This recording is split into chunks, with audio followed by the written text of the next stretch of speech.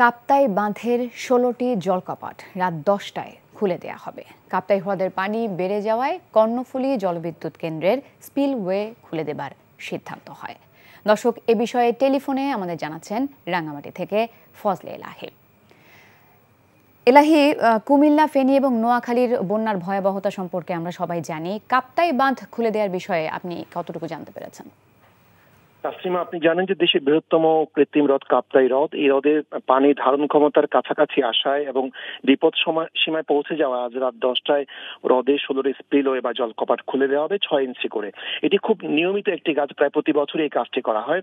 এই 6 ইঞ্চি করে খুলে দেওয়ার কারণে 9000 CFS পানি নিষ্কাশিত হয়ে কর্ণফুলী নদীতে পড়বে বলে আমাদেরকে জানিয়েছে কাপ্তাই হ্রদ ব্যবস্থাপনা কমিটির সভাপতি আমাদের জেলা প্রশাসক মোশাররফ হোসেন খান। আবার নতুন করে বৃষ্টিপাত বা পানির প্রভাব অস্বাভাবিক বৃদ্ধি পেলে এই 6 ইঞ্চির পরিমাণ হয়তো বাড়তে পারে। একটি বিষয় জানিয়ে রাখি, কাপ্তাই হ্রদে পানির ধারণ ক্ষমতা সাধারণত 109 ফুট। বর্তমানে পানির যে উচ্চতা সেটি হচ্ছে 107.66 ফুট, অর্থাৎ বিপদ সীমার খুব কাছাকাছি পানি পৌঁছে গেছে।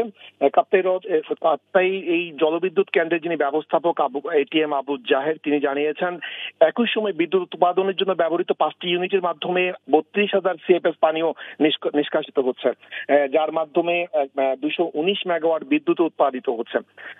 পানি ছাড়ার আগেই কিন্তু জরুরি বার্তা হিসেবে ইতিমধ্যেই চট্টগ্রামের বিভাগীয় কমিশনার, রাঙ্গামাটি জেলা প্রশাসক, চট্টগ্রাম বন্দর কর্তৃপক্ষ, নৌবাহিনীর কাপ্তাই এবং চট্টগ্রাম ঘাটি এবং রাঙ্গুনিয়া উপজেলা নির্বাহী অফিসারকে জরুরি বার্তা পাঠিয়েছে কর্ণফুলী পানি বিদ্যুৎ কেন্দ্র কর্তৃপক্ষ।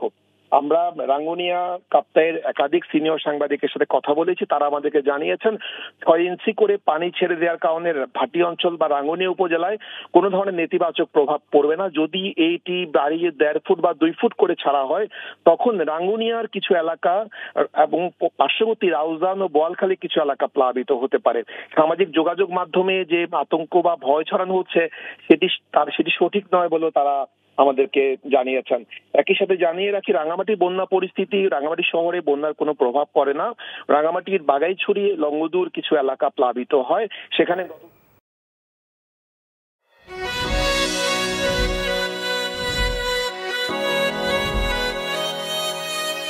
এই শুনছো, উঠো না।